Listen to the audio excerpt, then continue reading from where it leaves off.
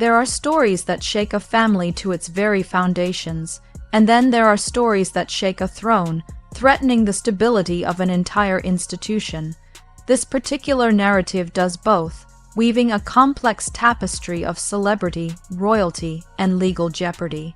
Behind the familiar glitter of the monarchy, the waving crowds, and the polished facades of the palaces, a new and deeply unsettling set of claims has surfaced. These are claims that link the Duchess of Sussex, Meghan Markle, and Prince Andrew in a way the public was never meant to see, a connection that suggests a proximity and awareness far beyond what has ever been publicly acknowledged. For many years, the royal family has operated with a singular, unified goal: to close the doors, pull the curtains, and keep certain shadows from slipping into the unforgiving light of public scrutiny. But now, new information, allegedly stemming from legal proceedings, has forced those doors open, and what is being whispered behind the scenes is far more shocking and strategically complex than anyone could have previously imagined. The core of this revelation lies in the legal fight surrounding Virginia Roberts, a case that has already caused seismic shifts within the royal establishment. According to sources close to this protracted legal battle, Meghan Markle was not merely a bystander, a distant relative by marriage, or a newcomer unaware of the deeper currents within the family. She was, allegedly, someone with knowledge, someone who could speak with authority, someone who could potentially reveal things the palace never wanted spoken out loud. If these revelations continue to gain traction and move from rumor to documented fact, the storm that has long surrounded Prince Andrew may be nothing compared to the tempest that could come next, a storm that could engulf the entire House of Windsor. This is precisely where our story begins, at the intersection of a modern fairy tale and a very old, very dark secret. When Meghan Markle first stepped into the royal world, the public narrative was one of a modern fairy tale, a beautiful American actress marrying her prince.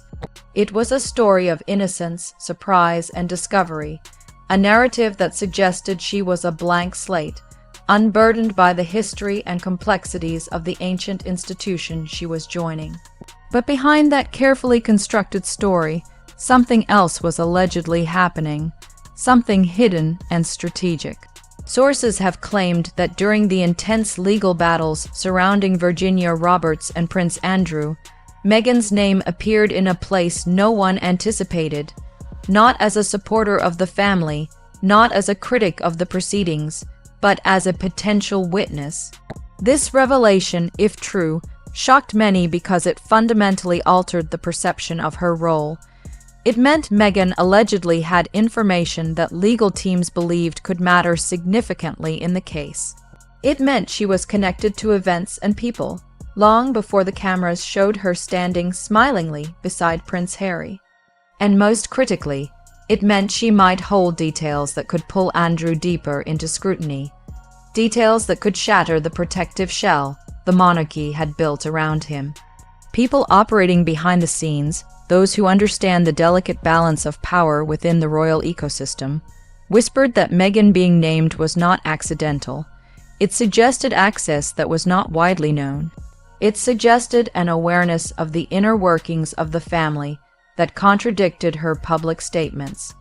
It suggested a proximity to the central figures of the scandal that was deeply unsettling to the palace.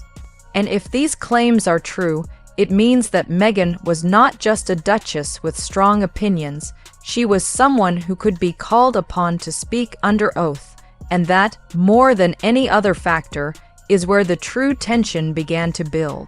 The potential for sworn testimony from a former senior royal is a threat of an entirely different magnitude. The biography of Virginia Roberts brought old, painful wounds back into the international spotlight.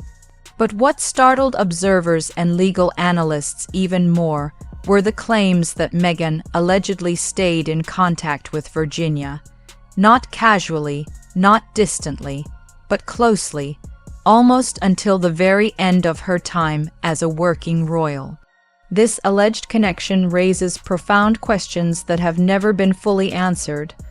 Why would Meghan, a newcomer to the royal family, stay close to someone at the very center of accusations tied directly to Prince Andrew, a key member of her new family? Why would someone who later claimed innocence and ignorance regarding the royal family's internal issues allegedly maintain such a sensitive and potentially damaging communication link? Sources suggest that Meghan has a distinct pattern of behavior, a strategic approach to relationships. They claim she keeps people close when they carry valuable information. She nurtures links that might later become useful, a form of strategic intelligence gathering. And in this case, the link was to the very woman whose story placed Andrew under international fire and legal threat. If this connection is substantiated, it changes the entire narrative of her royal entry. It means Meghan was not just near the story. She was, in a very real sense, inside it, positioned to observe and record.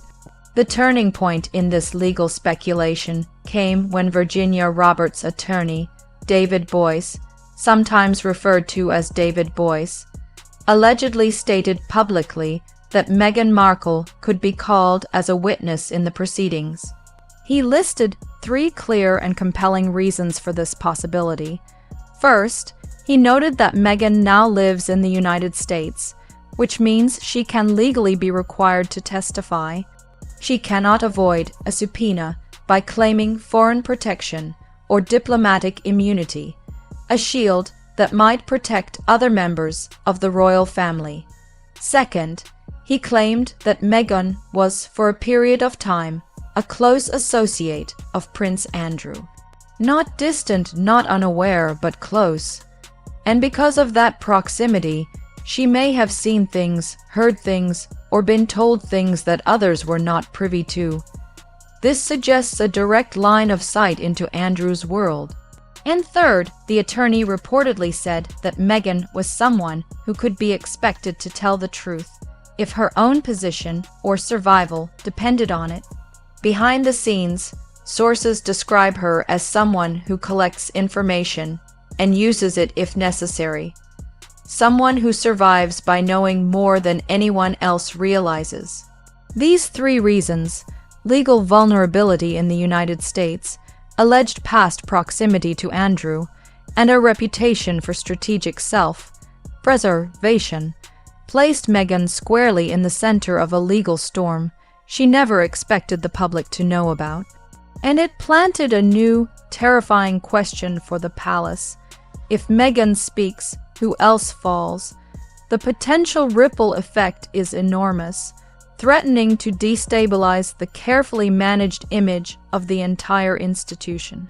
For many years, Meghan Markle painted a compelling picture of herself as a complete outsider, a woman who had simply wandered into the rarefied world of royal life with absolutely no prior ties, no prior access, and crucially, no prior knowledge of the institution or its members.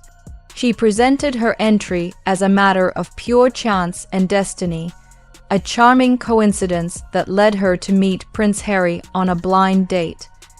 This narrative of innocence, surprise, and discovery was a cornerstone of her public image, suggesting a genuine, uncalculated love story. However, behind the scenes, a dramatically different story has been whispered among royal observers and palace insiders.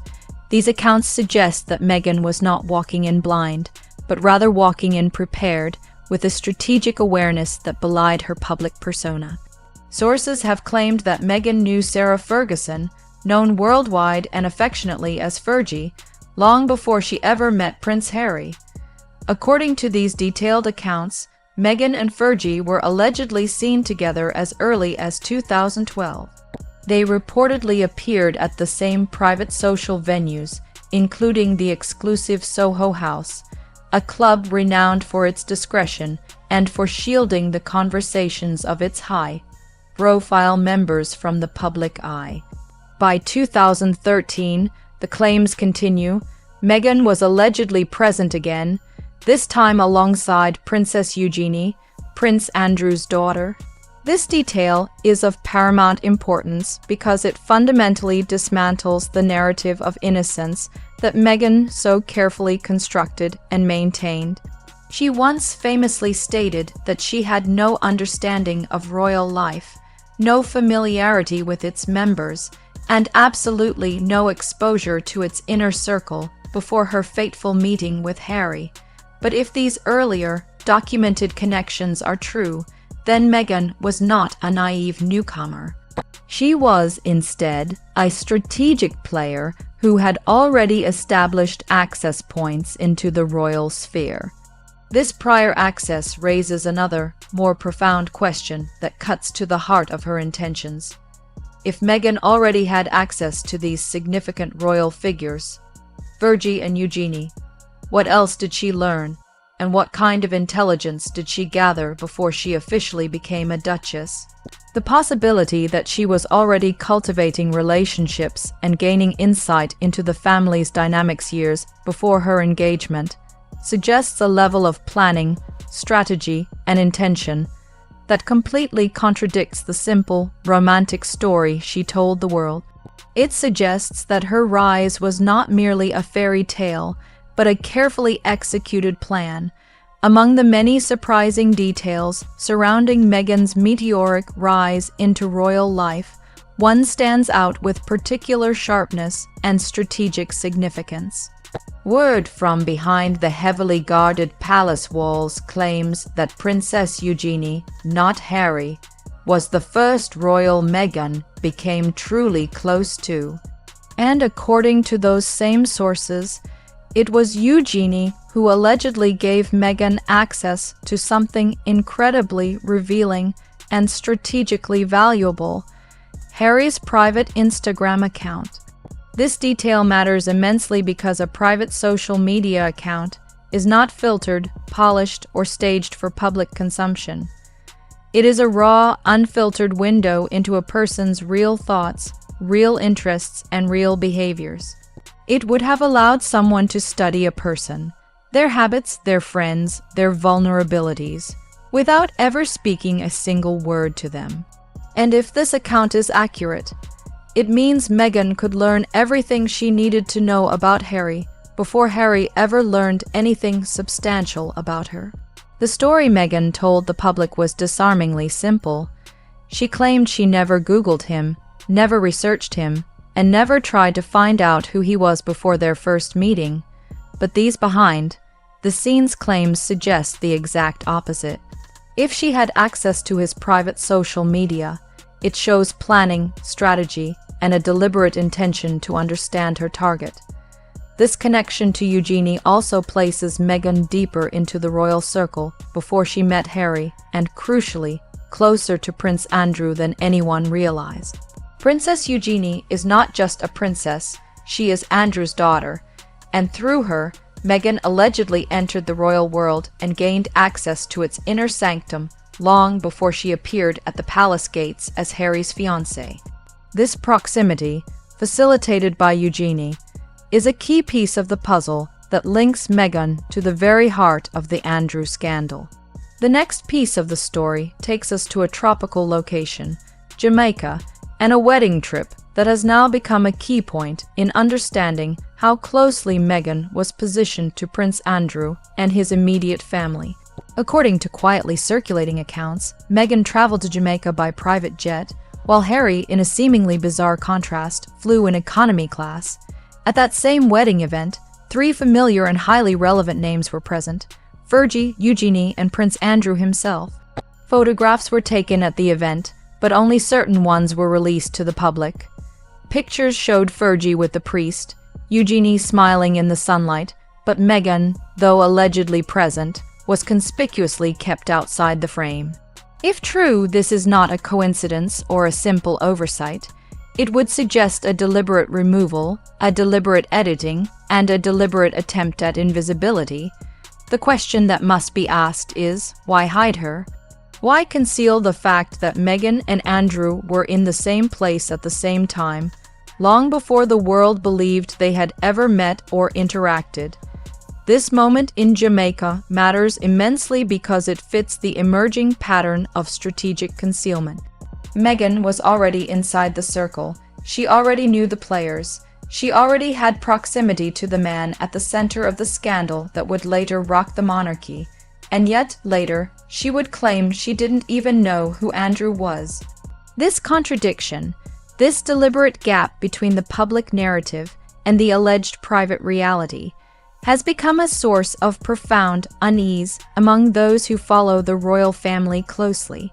If Meghan was there, and if she saw more than anyone realized, then she carries something powerful and dangerous, knowledge in a family built on silence, tradition, and carefully managed image is the most dangerous weapon of all. The fact that she was allegedly present, yet deliberately obscured from the public record, only deepens the suspicion that her involvement and awareness of the family's inner dynamics were far more extensive than she has ever admitted. The implications of this hidden knowledge are vast, suggesting a strategic reserve of information that could be deployed at any moment. To fully understand why the mere idea of Meghan Markle being named as a possible witness is so explosive, one must first look closely at the man who remains at the center of the storm, Prince Andrew. For years, the royal family, as an institution, has tried to shield him from the consequences of his actions, soften his fall from grace, and keep his title and status untouched by the surrounding scandal. However, the claims surrounding him are heavy, documented, and stretch far beyond mere photographs and rumors. They paint a picture of a prince who has operated with a sense of impunity, protected by the very nature of his birthright. According to documented accounts, Andrew has allegedly not paid rent on his royal residence for more than 20 years. In most places, for any ordinary citizen, failing to pay rent for such an extended period would result in immediate eviction and severe legal repercussions. But not for him. There are also well-circulated claims that he has harassed staff, behaved aggressively toward those in his service, and caused significant property damage. In 2016, for example, he allegedly destroyed a gate, injured 2 people in the process, and left the British taxpayers covering more than £80,000 in repairs. In any other family, or for any other public servant, these events would bring swift and undeniable consequences, including the loss of position and public funding. But instead, Andrew remains on the official royal website, still titled, still present, and still protected by the powerful machinery of the monarchy. This protection is not a minor detail. It is a critical piece of evidence that shows how far the institution is willing to go to keep him insulated from the outside world and the demands of justice. And that is precisely why Meghan's alleged knowledge matters so profoundly. Anything she reveals, anything she testifies to, could crack the protective shell that has guarded him for decades.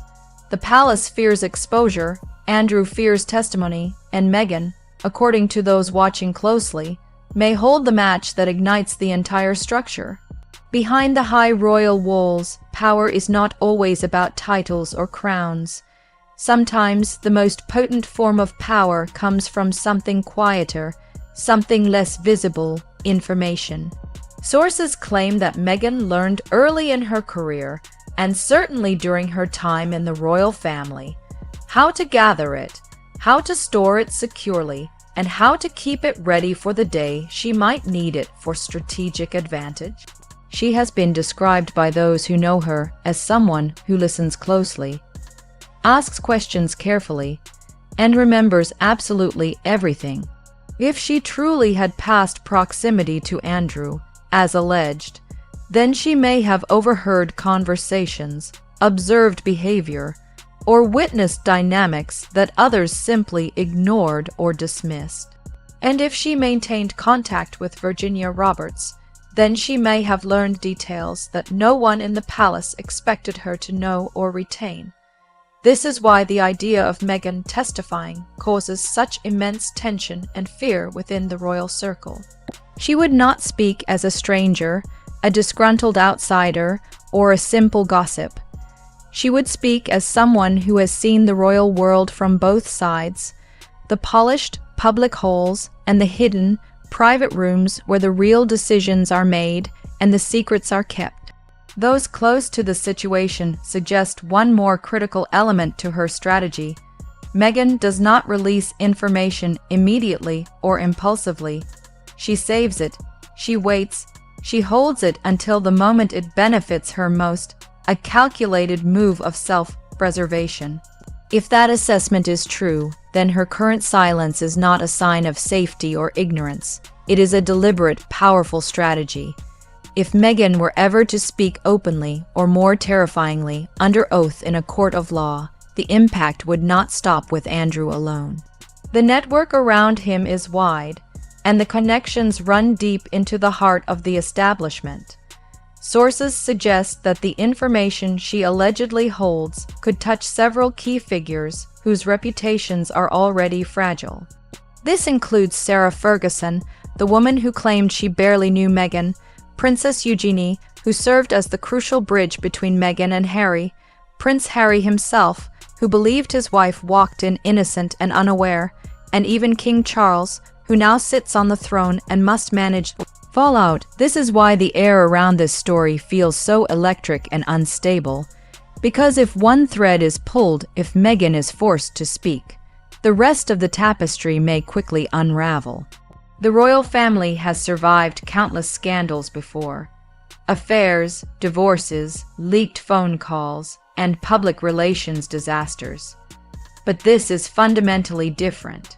This one involves severe legal risk, the potential for total reputational collapse, and a historical stain that could permanently damage the crown's standing.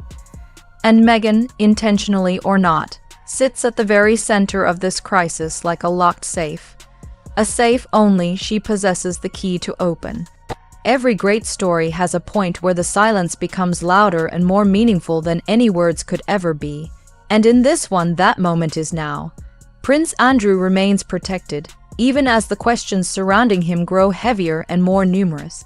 Virginia Roberts is gone, leaving behind claims that shook governments and courts across the world. And Meghan Markle stands holding a connection that no one saw coming. A connection that could change absolutely everything. If she is ever called to speak, the world will listen with bated breath. The palace will tense up, and the corridors lined with portraits of kings and queens will feel colder than ever before. Because testimony is not gossip, it is not rumor. It becomes official record, and official record becomes history, immutable and undeniable. Behind the scenes, there is a quiet, pervasive fear. The fear that Meghan knows far more than anyone imagined. And that one day, the door holding those secrets may finally open. Not because she wants revenge and not because she seeks destruction, but because survival sometimes demands the truth, or at least her version of it. And if that day comes, it will not just be Andrew who trembles. It will be every name, every title, every shield that stood beside him. Because some storms do not roar immediately, some storms wait patiently, gathering strength. And this one, according to all indications, is still gathering, waiting for the precise moment to strike.